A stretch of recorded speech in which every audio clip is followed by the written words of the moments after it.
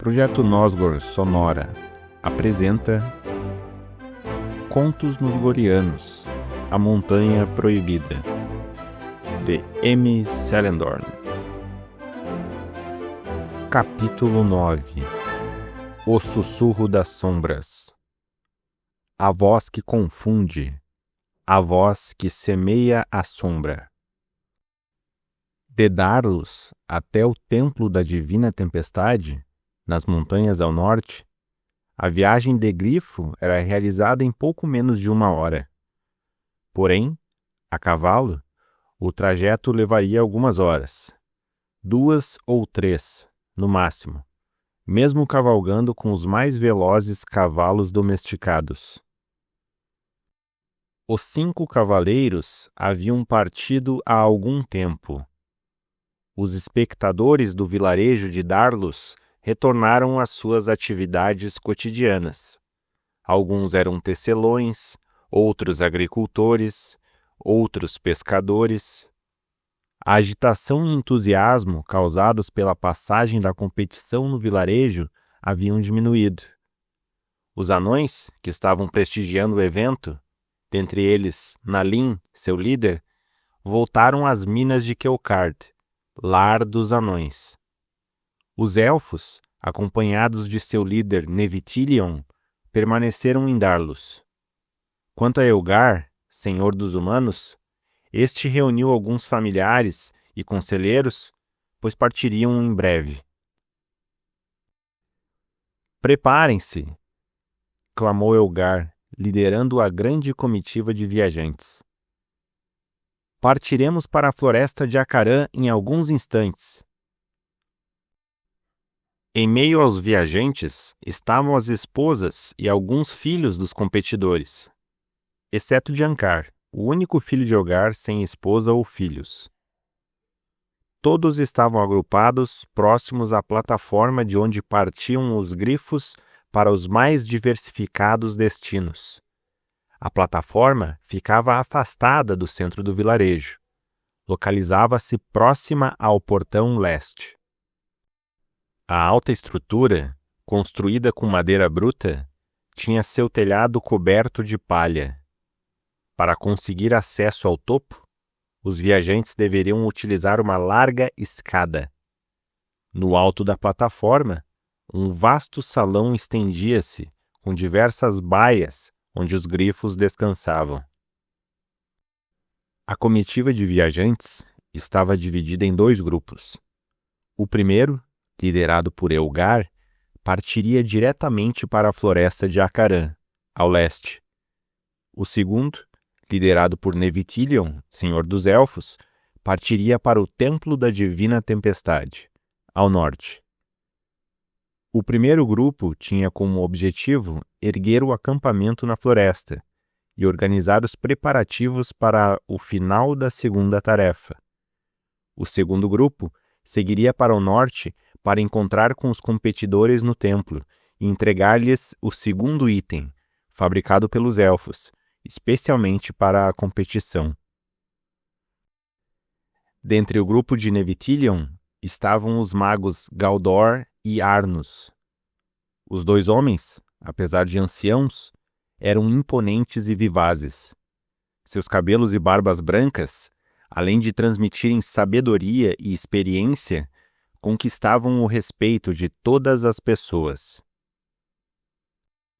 Enquanto aguardavam que os grifos fossem selados, Arnus, Galdor, Nevitilion e alguns elfos da guarda do líder élfico conversavam sobre qual dos filhos de Elgar tinha mais chances de vencer a competição. "Embora ainda não tenhamos nenhuma informação acerca da terceira tarefa, confio bastante em Artongil", revelou Nevitilion, senhor dos elfos. "Afinal, ele é uma cópia exata de Elgar.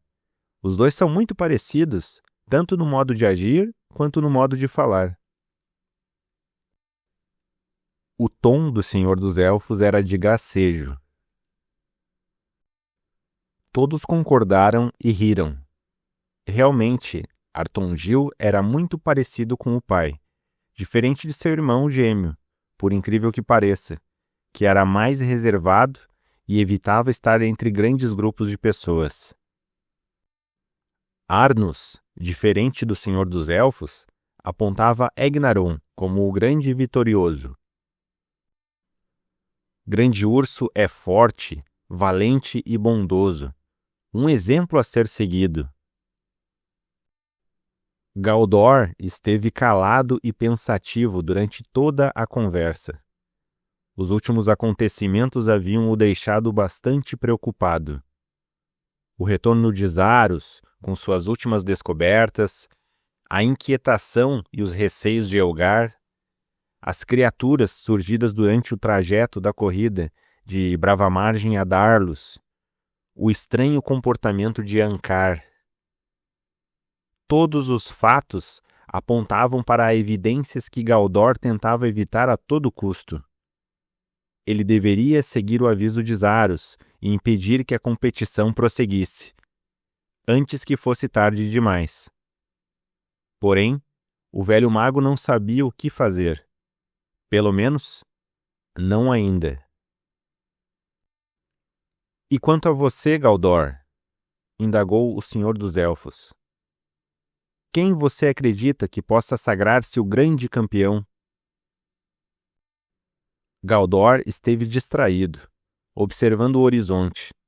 Sua principal atividade quando se encontra perdido em dúvidas. Então, para chamar a atenção do amigo, Arnus cutucou o ombro de Galdor com seu cajado. Responda a Nevitilion, Galdor. Ah, desculpem-me, respondeu Galdor, como se tivesse sido acordado de um sono profundo. Concordo com a opinião dos dois. Tanto Artongil como Egnaron têm muitas chances. Porém, acredito bastante em Galad. Ele tornou-se um homem bastante sábio e tem muito potencial. Sempre acreditei nele. Revelou o velho mago, que, apesar de distraído, havia escutado a pergunta de Arnus, para a admiração dos presentes. Os grifos haviam sido selados e estavam preparados para carregar os viajantes. Nevitilion acenou com a cabeça para Galdor, após a resposta do mago, e seguiu em direção dos grifos, seguido dos 4 elfos que o acompanhavam. Arnus permaneceu ao lado de Galdor, enquanto os elfos se afastaram. Você já proferiu estas mesmas palavras outrora, estou certo? Indagou Arnus ao velho mago. Galdor fitou o amigo com um olhar de pesar, recordando de um passado recente. Infelizmente, nossa aliança não foi duradoura. Lamentou o grandioso mago, antes de dirigir-se até o local de partida dos grifos. Arnus deu um leve toque no ombro de Galdor e o seguiu. Os 2 grupos de viajantes partiram. Os 5 irmãos seguiam cavalgando para o norte. Depois de muito tempo de silêncio e paz em seus pensamentos, Ankar foi surpreendido por uma suave e sussurrante voz. Atordoado, ele procurou por todas as direções para descobrir de onde provinha tal voz. Olhou para cima, para o lado, para trás. Ankar, repetiu a voz misteriosa. Cada vez mais atormentado, Ankar voltou a seus irmãos, que continuavam cavalgando concentrados a seu lado. Os 5 cavaleiros estiveram cavalgando lado a lado o tempo todo. Nenhum conseguira distanciar-se por muito tempo. Vocês ouviram isso? Questionou o primogênito, com dúvida em seus olhos. Galad foi o único a dar atenção a Ankar. Ouvimos o que, Ankar? Resmungou Galad, sem olhar para o irmão mais velho, apenas observando a estrada. Uma voz clamando por meu nome. respondeu Ancar, demonstrando-se bastante perturbado. Não ouvi nada, Ancar, disse Galad serenamente. E vocês, ouviram algum ruído? Artongil e Artongel continuaram cavalgando firmes e não deram atenção para as palavras de Ancar e Galad. Egnaron, pelo contrário, respondeu rudemente. Ouço apenas o vento assoviando em meus ouvidos, o galopar dos cavalos e vocês. Ancar escutou a voz 2 vezes mais. Logo, percebeu que as vozes não eram de sua volta, mas dentro de si mesmo. Ele tentou combatê-la e ignorá-la, mas foi impossível. Era mais forte do que ele. Vá, Ancar, ordenou a voz. Seja a serpente. Seja astuto. Seja perspicaz. Use o veneno. Use suas palavras e coloque seus irmãos uns contra os outros. Diminua a concorrência. Ancar titubeou. Refletiu, observou os irmãos cavalgando a seu lado. E como não conseguiu evitar a voz, Ancar optou por seguir seus conselhos. Como havia pensado anteriormente, dispôs-se a difundir discórdia sem usar as mãos ou poderes mágicos. Ancar decidiu usar apenas palavras para atingir os irmãos. Os faria desistir ou, na melhor das hipóteses, os colocaria um contra o outro. Os 4 irmãos de Ancar, depois de todos os fatos, sabiam que deveriam ter cuidado com o seu irmão mais velho, pois, durante a primeira etapa da tarefa, ele demonstrou suas intenções. Ele estava disposto a vencer, mesmo que tivesse que passar por cima dos irmãos. Ele recusou ajudá-los quando acuados pelos lobos bestiais, no caminho para Darlos. Porém, Egnaron, Artongil, Artongel e Galad não imaginavam o rumo que as transgressões de Ancar tomariam.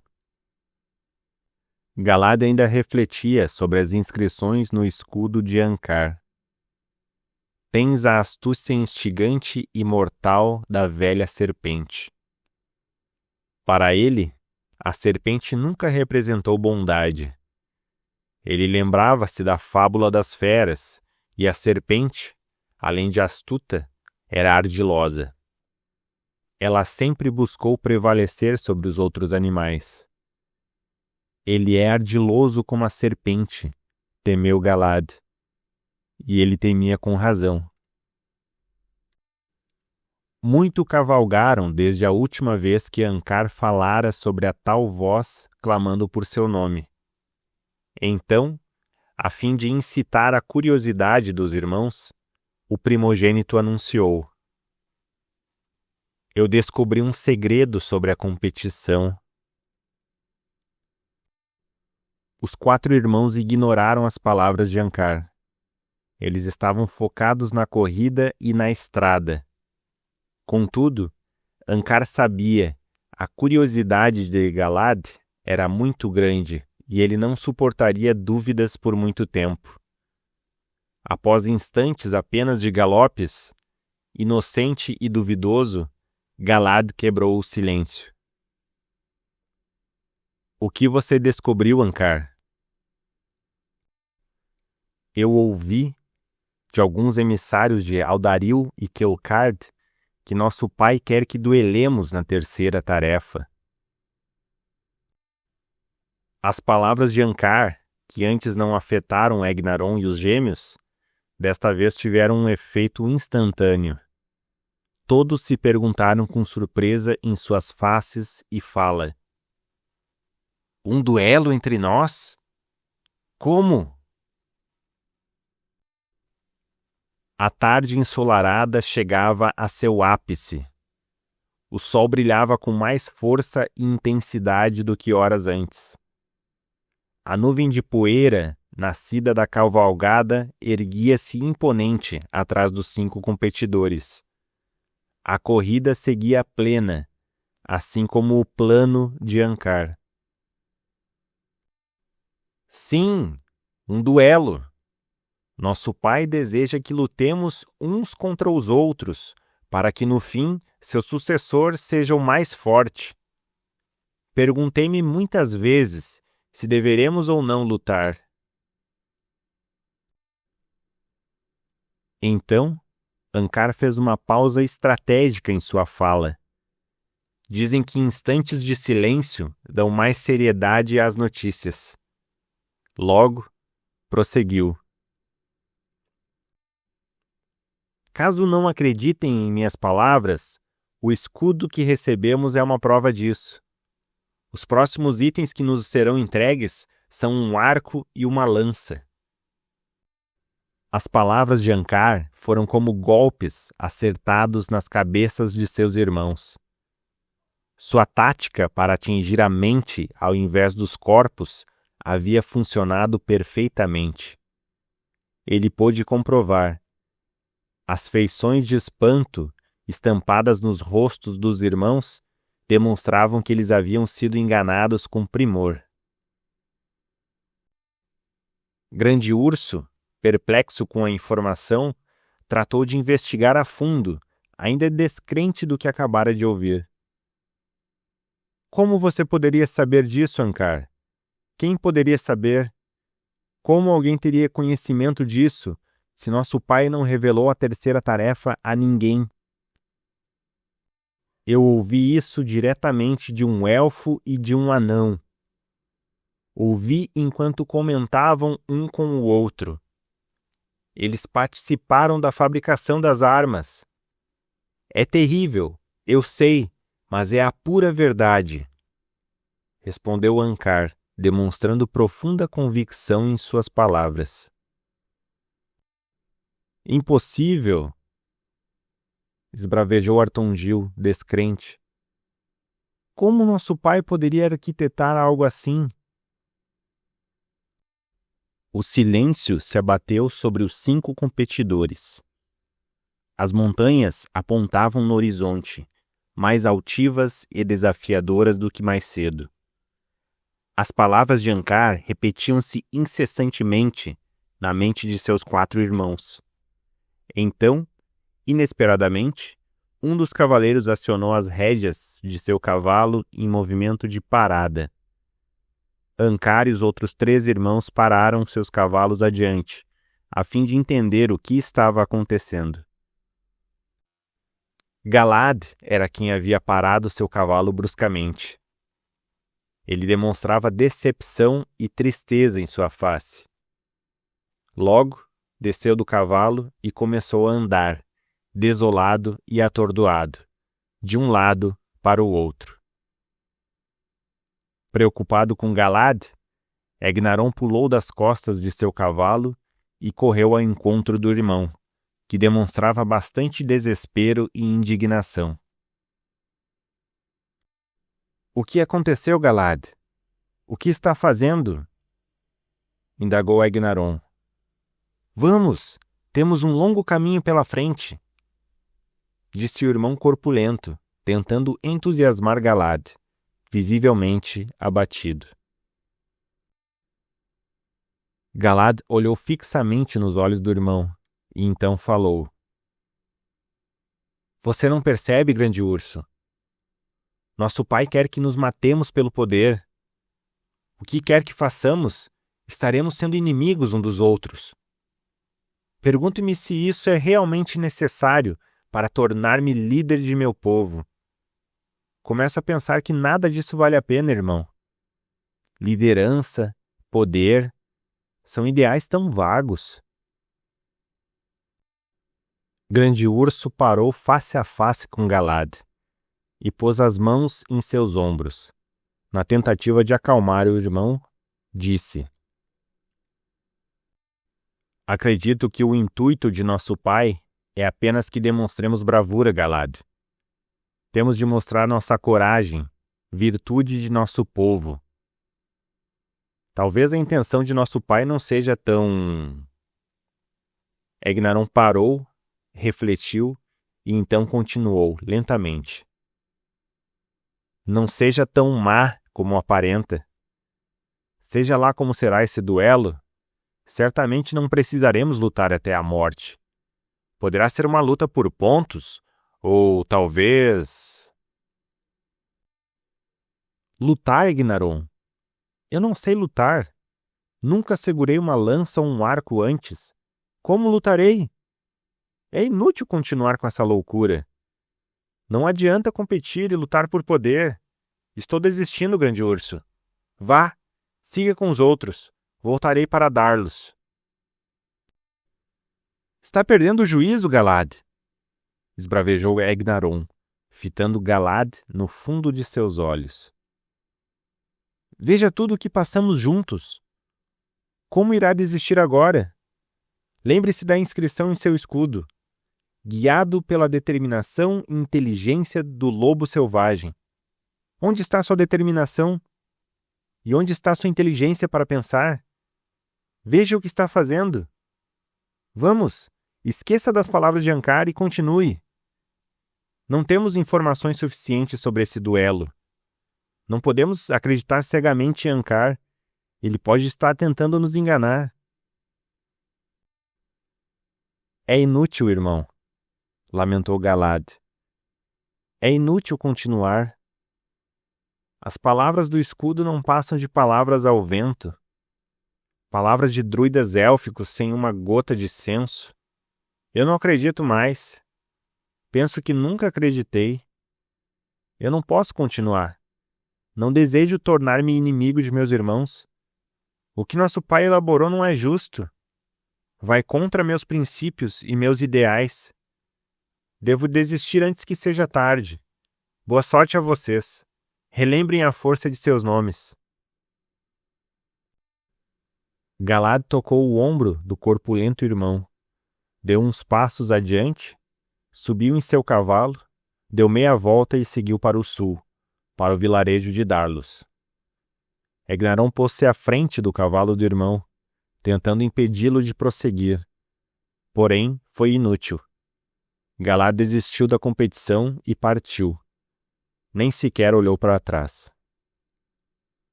Ao perceber o que ocorria, Ankar vibrava de alegria em seu interior por ter eliminado um concorrente.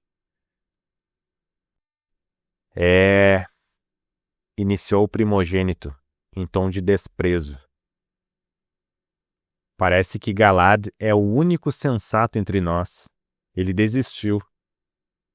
Percebeu o tamanho da loucura que estamos cometendo.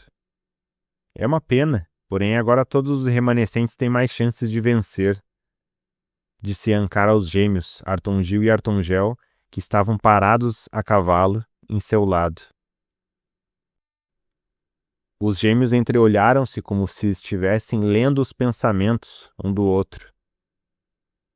Já que estamos aqui, devemos prosseguir, comentou Artongil, com um brilho diferente em seus olhos, sedento pela vitória.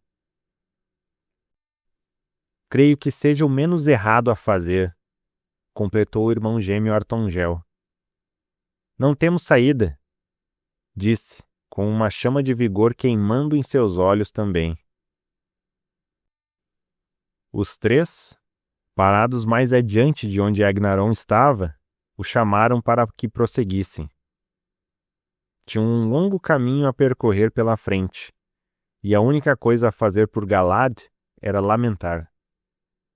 Egnaron voltou a seu cavalo e os quatro continuaram. Decrescidos de um concorrente, seguiram cavalgando em direção ao norte. Egnaron seguia firme, centrado, com seriedade em sua face. Lamentava a desistência de Galad. Artongil tinha a mente atordoada por uma série de pensamentos que tivera com todos os últimos fatos decorrentes. Sua mente e coração estavam confusos e inquietos. Artongel não estava muito preocupado com a chegada até o templo nas montanhas. Ele sentia falta de sua casa, no leste, Estava cansado, com fome e sede, e, além disso, faltavam muitas milhas para saciar suas vontades. Ele teria de ser forte. Ankar, determinado e astuto, seguia com sua face fria como uma rocha e seu coração palpitando de satisfação. Afinal, um dos irmãos havia desistido. Seu caminho até a vitória estava mais perto.